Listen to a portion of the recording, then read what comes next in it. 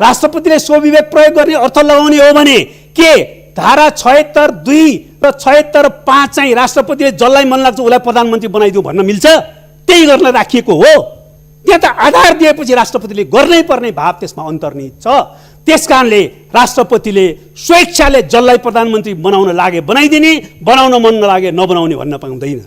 दोस्रो कुरो, राष्ट्रपतिमाथि परमादेश लागू हुन सक्छ कि सक्दैन भन्दाखेरि राष्ट्रपतिले संविधान मिचेर संविधानलाई ध्वस्त पार्ने, लोकतन्त्रलाई ध्वस्त पार्ने काममा मिलीभगत गर्छन् भने राष्ट्रपतिको असंवैधानिक कामलाई सच्याउन मिल्छ। त्यो सच्याउने दिशातिर परमादेश जान मिल्छ। त्यसरी हामी के अपेक्षा गर्छौँ भने यो अवस्थामा राष्ट्रपतिले गरेको र मूलतः प्रधानमन्त्रीले गरेको असंवैधानिक कामलाई सच्याएर संविधान सम्बद्ध ढङ्गले देशलाई अगाडि बढाउने, प्रतिनिधि सभा पुनर्स्थापित गर्ने र नयाँ सरकार बन्ने दिशातिर देश अदालतको फैसलाबाट जानेछ भन्ने कुरा हामी विश्वस्त छौँ। माननीय नारायण काजी श्रेष्ठ, समय 15 मिनट। सम्माननीय अध्यक्षज्यू, प्रधानमन्त्री केपी ओलीले राष्ट्रपतिको सहयोग साथ एकपछि अर्को गरी प्रतिगामी कदम चाल्दै देशलाई प्रतिगमनको दिशामा धकेल्ने काम गरिएपछि अहिले देश प्रतिगमन र अग्रगमनको द्वन्द्व सङ्घर्षको बीचबाट गुजिराखेको छ। हामीले एकपटक प्रतिनिधि सभा विघटन गर्ने प्रतिगामी कदमलाई असफल बनायौँ, तर प्रतिगामी कदम पूर्ण रूपमा असफल हुन सकेन र अहिले पनि प्रतिगामी कदम फेरि प्रतिनिधि सभा विघटन 2 अन्तर्गत चालिएको छ र हामीले त्यसलाई पुरा परास्त गर्न सकिराखेका छैनौँ भने अर्कोतिर प्रतिगमन पनि आफ्नो योजनाअनुसार सम्पूर्ण संविधान र लोकतन्त्रलाई समाप्त गरेर प्रतिगामी निरङ्कुशतान्त्रिक राजनीतिक प्रणाली स्थापित गर्ने उत्कर्ष बिन्दुमा पुगिसकेको छैन र म चेतावनी दिन चाहन्छु, त्यो कहिले पुग्ने पनि छैन। त्यस्तो सपना कसैले नदेखे हुन्छ। हामी प्रतिगमनलाई हर हालतमा परास्त गरी छाड्नेछौँ। यही प्रतिगमन पुरै उत्कर्षमा नपुगेको कारणले नै प्रतिनिधि सभा विघटन भएको अवस्थामा पनि धन्य छौँ कि आज हामी राष्ट्रिय सभामा छौँ। सम्माननीय अध्यक्षज्यू, त्यसैले यो राष्ट्रिय सभा समक्ष म प्रारम्भमै 3वटा विशेष अपिल गर्न चाहन्छु। यो राष्ट्रिय सभा तत्कालै अन्त्य गर्ने, अधिवेशन तत्कालै अन्त्य गर्ने दिशातिर नसोचियोस्। सम्बन्धित सबैले यसबारेमा ध्यान जाओस्। प्रतिनिधि सभा नभएको बेलामा यसलाई कुनै पनि हालतमा अन्त्य गर्नु तत्काल हुँदैन। दोस्रो कुरा, यसलाई जनताको आवाज मुखर गर्ने थलो र संविधान र लोकतन्त्रको रक्षाको निम्ति सङ्घर्ष गर्ने औजार र थलोको रूपमा यसलाई सदुपयोग गरिनुपर्छ। सम्माननीय अध्यक्षज्यू, र तेस्रो कुरा, सम्माननीय अध्यक्षज्यू, यहाँ कुन पार्टीको पहिला हुनुहुन्थ्यो, त्यो पार्टीका माने कुन गुटको हुनुहुन्थ्यो सोच्ने बेला छैन। यहाँ सम्माननीय अध्यक्षज्यू सम्मानित राष्ट्रिय सभाको अभिभावकको ओहदामा हुनुहुन्छ। त्यसैले केपी ओलीलाई व्यक्तिगत रूपमा सहयोग गर्ने भूमिकाबाट मात्रै आफूलाई सोच्नु हुने छैन र राष्ट्रिय सभाको गरिमा र संविधान र लोकतन्त्रको रक्षाको पक्षमा आफूलाई उभ्याउनु हुनेछ भन्ने आशा र अपेक्षा पनि मैले गरेको छु, गर्न चाहन्छु। तर कता कता निरङ्कुशताको छिटा, अहिले प्रतिगमनको छिटा यही सदनभित्र पनि आउन थालेको महसुस भइराखेको छ। यही सदनमा मैले आधा घण्टा बोलेको छु श्रीमान सम्माननीय अध्यक्ष महोदय, तर आज 20 मिनट समय हुँदाहुँदै नदिने भनेर हुकुम जारी गरियो 15 मिनटको रूपमा। यो राष्ट्रिय सभाका पार्टीहरूको समझदारी गर्नु पर्दैन, पहिलाको परम्परालाई हेर्नु पर्दैन। त्यसकारणले यो चाहिँ कुण्ठित गर्ने दिशातिर गइँदैछ। त्यसो गर्नु कुनै पनि हालतमा उपयुक्त छैन। यसप्रति पनि म आपत्ति व्यक्त गर्न चाहन्छु। सम्माननीय अध्यक्षज्यू, हाम्रो पुर्खाहरूले, हाम्रा पूर्वजहरूले हामीलाई अरू सबै उपनिवेशको जातो मुनि पिसिदा पनि स्वतन्त्र देश दिनुभयो। हामीलाई यो भूभाग अत्यन्तै सुन्दर भूभाग दिनुभयो। हामीलाई हाम्रा आफ्ना मेहनत र परिश्रमको कारणले होइन, हाम्रा पुर्खाहरूले दिएको भूगोलको प्रकृति र उहाँहरूको योगदानको कारणले अन्तर्राष्ट्रिय रूपमा स्वतः पहिचान हुने, चाहे लुम्बिनीको देश होस्, बुद्धको देश होस्, सगरमाथाका देश होस्, वा चाहिँ पशुपतिनाथको देश होस्, जनकपुरको देश होस्, अन्तर्राष्ट्रिय पहिचान स्थापित गर्ने भूभाग दिनुभयो। र हामीलाई विकासको सम्भावनाको हिसाबले पनि अत्यन्तै अपुल सम्भावनाको आधारसहितको देश दिनुभयो, जहाँ जलस्रोत, कृषि, पर्यटन, जडीबुटी र मानव संसाधन एकैपटक छ। त्यस्तो देश विरासतमा दिएर हामीलाई आधुनिक नेपालका नेपालीहरूको समक्ष एउटा अभिभारा दिनुभयो हाम्रा पुर्खाहरूले कि यो देशको राष्ट्रिय सार्वभौमिकता, भौगोलिक अखण्डता, स्वाधीनता, राष्ट्रिय हितको रक्षा गर र आन्तरिक राष्ट्रिय एकता सुदृढ गर है। दोस्रो, समयको आवश्यकता अनुसार नेपालमा लोकतान्त्रिक प्रणाली स्थापित गरेर जनतालाई बलियो बनाऊ, जनतालाई अधिकार सम्पन्न बनाऊ। र तेस्रो, जनताको जीवन परिवर्तन गर र सामाजिक आर्थिक रूपान्तरण गर समृद्ध र विकसित देश बनाऊ। यो अभिभारा हाम्रो थियो। यो अभिभारा पुरा गर्नकै निम्ति नेपाली जनताले 6 दशकभन्दा बढी सङ्घर्ष गरे र नेपालमा लोकतन्त्रको स्थापित गरियो। राजनीतिक प्रणालीको रूपमा सङ्घीय लोकतान्त्रिक गणतन्त्र र यसको लोकतन्त्रको सारतत्वको रूपमा समाजवाद उन्मुख समावेशी लोकतन्त्र स्थापित गरियो र त्यसलाई नयाँ संविधानमा संस्थागत गरियो। त्यो नयाँ संविधानमा संस्थागत गरिसकेपछि हामीले त्यही अभिभारा पुरा गर्न संविधान कार्यान्वयनको प्रक्रिया अगाडि बढायौँ र त्यो संविधान कार्यान्वयनको प्रक्रियामा नै नेपाली जनताले हाम्रो पार्टीलाई जनादेश दियो र त्यो जनादेश अनुसार केपी ओली प्रधानमन्त्री हुनुभयो र हामीले सरकार चलायौँ। हाम्रो निश्चित कार्यभार थियो।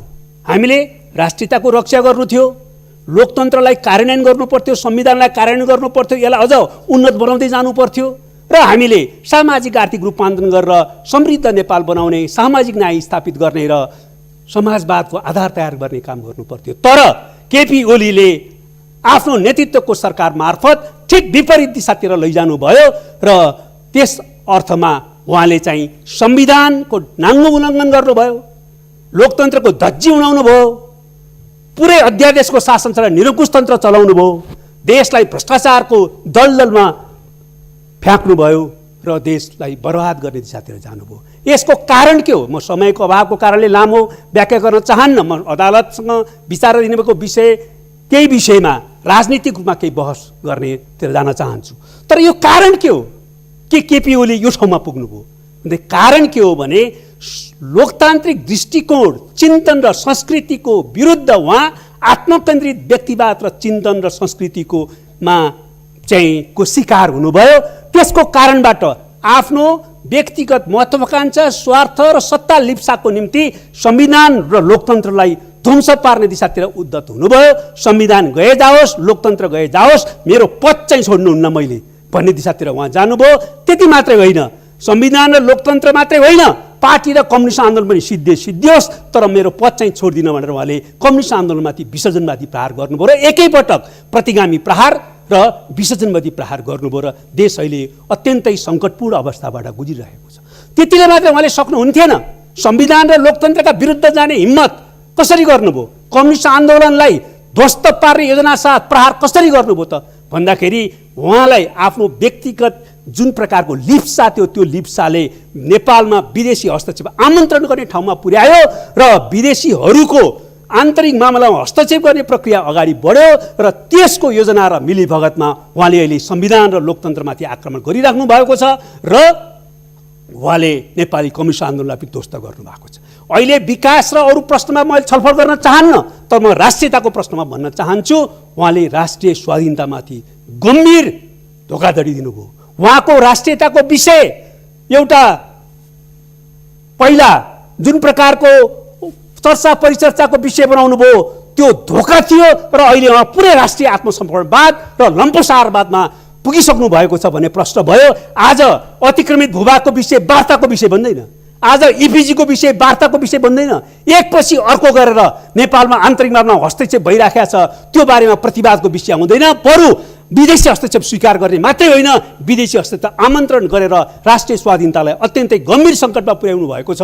यो प्रश्न क्षम्य हुन सक्दैन सम्माननीय अध्यक्ष। र साथसाथै विकासको बारेमा पुरै समाजवादको आधार त पुरै छोड्नुहोस्, नवउदारवाद र यो प्रकारको चाहिँ जुन एउटा भ्रष्टीकरण, दलाल पुँजीवादको चारित्रीकरणको दिशातिर, त्यसको एउटा विकासको दिशातिर गइराख्नु भएको छ। त्यसले विकासका सम्भावनाहरू धुलाधुला बनाएका छन्, नयाँ जीवन पाउने सपनाहरू धुलाधुला भएका छन्। र यो स्थितिमा मुख्य प्रश्न भने राष्ट्रियताको रक्षा गर्न पनि, विकासको दिशातिर अगाडि जान पनि लोकतन्त्रको रक्षा हुनुपर्छ, संविधानको रक्षा हुनुपर्छ।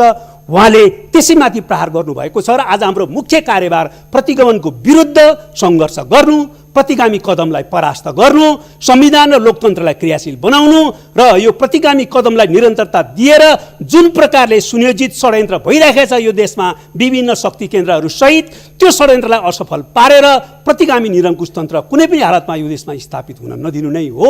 यसको दिशातिर जानको निम्ति नै हामी अहिले राजनीतिक र कानुनी सङ्घर्ष गरिराखेका छौँ। राजनीतिक रूपमा हामीले आफ्नो कुरा भनिराखेका छौँ र अहिले जनतालाई पनि हामीले आह्वान गरिराखेका छौँ। तर कोभिड-19 को महामारीको सीमाभित्र अहिले हामीले सडकमा धेरै ठुलो आन्दोलन सङ्घर्ष गर्ने स्थिति रहेन। त्यो सीमालाई ख्याल गरेर राजनीतिक सङ्घर्ष अहिले एउटा वा अर्को रूपमा अगाडि बढिराखेको स्थितिहरू छ भने मुख्य रूपले अहिले कानुनी सङ्घर्ष अदालतमा छ। सम्माननीय अध्यक्ष महोदय, अदालतमा विचाराधीन रहेको विषयमा अदालतले फेरि पनि संविधान सम्मत ढङ्गले नै फैसला गरेर संविधान र लोकतन्त्रलाई क्रियाशील गर्ने सही निर्णय गर्नेछ भन्ने कुरामा हामी विश्वस्त छौँ। र म भन्न चाहन्छु कि अहिले नेपालको संविधानमा अदालतले नै पहिला फैसला गरिसक्यो कि प्रतिनिधि सभा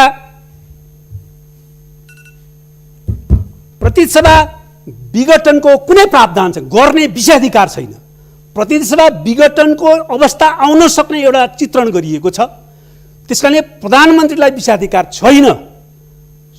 संविधानको 76 को सबै धाराको प्रक्रिया गुज्रेर अगाडि बढ्दा पनि संसदले सरकार दिन सकेन भनेर स्वतः संविधान प्रतिनिधि सभा विघटन हुने र त्यो प्रतिनिधि सभा विघटनलाई औपचारिकता दिन त्यतिखेर बाध्यकारी रूपमा त्यतिखेरको काम चलाउ प्रधानमन्त्रीले विघटनको सिफारिस गर्न पर्ने व्यवस्था मात्रै छ। यो कुरा अदालतको पहिलेको फैसलाले स्पष्ट गरिसकेपछि आज अब संविधानको सारा धाराहरूको 76 को सबै प्रावधानहरूको प्रक्रिया पूरा गरियो र विघटन हुने अवस्था आयो भन्ने सिर्जना गर्दै अहिले फेरि असंवैधानिक रूपमा प्रतिनिधि सभा विघटन गरिएको छ।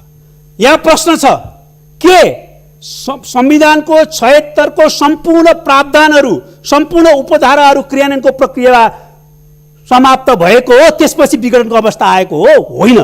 दोस्रो प्रश्न छ 76(5) कुन कारणले संविधानमा राखियो? सम्माननीय अध्यक्षज्यू, वास्तवमा 76(5) को प्रक्रिया नेपालमा विशिष्ट ढङ्गले राखिएको छ। त्यो 76(2) होइन, म प्रश्न पार्न चाहन्छु। 76(2) हुँदो हो त त्यो राखिन्थेन। 1, 2, 76(2) नै पुनः एकपटक अन्तिम अवसरको रूपमा यसलाई प्रयोग गरिनेछ भनेर राखिन्थ्यो। त्यसैले 76(2) नै 76(5) हो भनेर व्याख्या गर्नु संविधानलाई विकृत पार्नु हो। त्यसकारणले त्यो स्थिति होइन। 76(5) अन्तिम अवसरको रूपमा सांसदहरूले नै संसद बचाउन र सरकार बनाउनका निम्ति प्रयोग गर्ने धारा हो, जहाँ सांसदहरूले स्वतन्त्र ढङ्गले भूमिका खेल्छन् र होइप लाग्दैन। नत्र भए 76(5) को त्यो औचित्य हुँदैन थियो। राजनीतिकमा हामी बहस गर्न सक्छौँ हाम्रो प्रणालीमा 76(5) को धारा उपयुक्त छ कि छैन भनेर, तर त्यो निर्णय त्यसको आधारमा हुँदैन। निर्णय संविधानमा के प्रावधान छ, कुन उद्देश्यले संविधानमा त्यो प्रावधान राखियो भन्ने आधारमा हुन्छ। त्यसरी हेर्दा कुनै पनि कोणबाट 76(5) को प्रक्रिया चाहिँ पुरा गर्ने प्रक्रियामा नगइकन त्यो चाहिँ राष्ट्रपतिको उसमा प्रधानमन्त्रीले संसद विघटन गर्न, प्रतिनिधि सभा विघटन सक्दैन। जहाँसम्म राष्ट्रपतिलाई त्यसो गर्ने अधिकार छ कि छैन भन्ने कुरा हो, राष्ट्रपतिलाई यो संविधानले संवैधानिक र अलङ्कारिक राष्ट्रपतिको रूपमा ओहदा दिएको छ, भूमिका दिएको छ। राष्ट्रपतिले स्वविवेक प्रयोग गर्न पाउँदैनन्। राष्ट्रपतिले स्वविवेक प्रयोग गर्ने अर्थ लगाउने हो भने के धारा 76(2) र 76(5) चाहिँ राष्ट्रपतिले जसलाई मन लाग्छ उसलाई प्रधानमन्त्री बनाइदियो भन्न मिल्छ? त्यही गर्न राखिएको हो। त्यहाँ त आधार दिएपछि राष्ट्रपतिले गर्नै पर्ने भाव त्यसमा अन्तर्निहित छ। त्यसकारणले राष्ट्रपतिले स्वेच्छाले जसलाई प्रधानमन्त्री बनाउन लागे बनाइदिने, बनाउन मन नलागे नबनाउने भन्न पाउँदैन। दोस्रो कुरो, राष्ट्रपतिमाथि परमादेश लागू हुन सक्छ कि सक्दैन भन्दाखेरि राष्ट्रपतिले संविधान मिचेर संविधानलाई ध्वस्त पार्ने, लोकतन्त्रलाई ध्वस्त पार्ने काममा मिलीभगत गर्छन् भने राष्ट्रपतिको असंवैधानिक कामलाई सच्याउन मिल्छ। त्यो सच्याउने दिशातिर परमादेश जान मिल्छ। त्यसरी हामी के अपेक्षा गर्छौँ भने यो अवस्थामा राष्ट्रपतिले गरेको र मूलतः प्रधानमन्त्रीले गरेको असंवैधानिक कामलाई सच्याएर संविधान सम्बद्ध ढङ्गले देशलाई अगाडि बढाउने, प्रतिनिधि सभा पुनर्स्थापित गर्ने र नयाँ सरकार बन्ने दिशातिर देश अदालतको फैसलाबाट जानेछ भन्ने कुरा हामी विश्वस्त छौँ। म एउटा कुरा अर्को पनि भन्न चाहन्छु। निर्वाचनको कुरा गरिँदैछ। के निर्वाचन नै लोकतन्त्र हो? संविधान सम्मत र लोकतन्त्रको अभिन्न अङ्गको रूपमा निर्वाचन भयो भने लोकतन्त्र सुदृढ हुन्छ। संविधानलाई मार्न, लोकतन्त्रको हत्या गर्न निर्वाचनको नाटक रोकिन्छ भने त्यो लोकतान्त्रिक हुन सक्दैन। त्यसो त ज्ञानेन्द्र पनि लोकतन्त्रको घोषणा, चुनावको घोषणा गरे, हामीले भाग लियौँ। यति थाहा हुँदाहुँदै पनि संविधान र लोकतन्त्रको हत्या गर्ने गरी निर्वाचनको कुरा गर्न सकिन्न। हामी निर्वाचनको पक्षमा छौँ, तर संविधान सम्मत ढङ्गले जब यो संसदीय अवधि पुरा गर्छ हामी चुनावमा जानेछौँ, सबैसँग प्रतिस्पर्धा गर्नेछौँ र नयाँ जनादेश लिएर सरकार बनाउनेछौँ र संसद निर्माण गर्नेछौँ। सम्माननीय अध्यक्ष, यो कुरा प्रष्टै छ। अन्तमा म यो प्रतिगमनको कदमलाई असफल पार्ने क्रम सँगसँगै अहिले कोभिडका विरुद्ध एकताबद्ध हुने, खोप सारा जनतालाई उपलब्ध गराउनुपर्छ र कोभिडको अर्को लहरको तयारी हामीले गर्नुपर्छ। दलित समुदायमाथि भेदभाव र उत्पीडन अन्त गर्नुपर्छ। सामाजिक एकता र सद्भावको नाममा भेदभाव र उत्पीडनलाई जायज ठहराउने काम गर्नुहुन्न, तर त्यस अन्तर्गत रहेर सामाजिक एकतालाई सुदृढ गर्नुपर्ने हुन्छ। बाढी पहिरो पीडित जनतालाई उद्धार र राहतको प्रक्रिया अगाडि बढाइनुपर्ने हुन्छ र त्यति मात्रै होइन, विकासको ढाँचा तयार गर्दा पनि हामीले अब बाढी पहिरो भूकम्प जस्ता जोखिमहरू जो हाम्रा अभिन्न अङ्ग बनेका छन् त्यसलाई ध्यान दिएर विकासको ढाँचा तयार गर्नुपर्ने हुन्छ। र साथसाथै म भन्न चाहन्छु, अहिले उद्धार र राहतको निम्ति हामीले पहिला नै त्यसबाट पुर्याउने जोखिमलाई ध्यान दिएर तयारी, जोखिमको न्यूनीकरण गर्ने र समय र उद्धार र राहत पुर्याउने ध्यान दिनुपर्ने हुन्छ। र म अन्तमा भन्न चाहन्छु, अहिले संहितालाई पुरै व्यवस्था गरेर संहिताको हत्या गर्ने गरी र कालीगण्डकी तिनौ डाइभर्सनको परियोजना अगाडि ल्याइएको छ। यो मिल्दैन सभामुख महोदय, संहिताको कोडबाट मिल्दैन, सम्बन्धित प्रदेशका समन्वय नगरिकन यो गर्न मिल्दैन। दोस्रो कुरा, यो विकासको समग्र योजनाको अङ्ग नबनाइकन भोट माग्ने अस्त्रको रूपमा अगाडि बढाएको, त्यसो गर्न मिल्दैन सभामुख महोदय।